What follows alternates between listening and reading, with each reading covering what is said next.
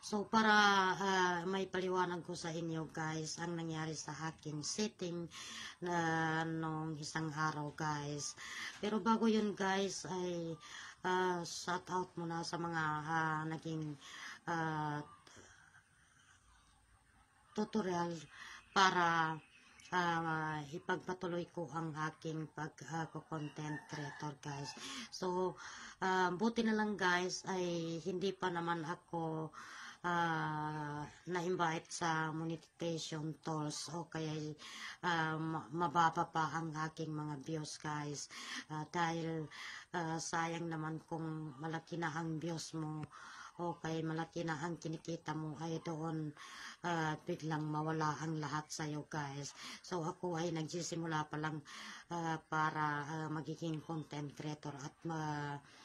medyo mababa pa ang mga views o kaya wala pang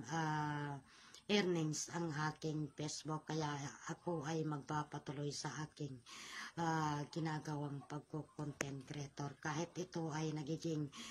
balik sa zero siya guys, ay aking ipagpatuloy guys. So ang ginawa ko guys ay pumunta ako sa Play Store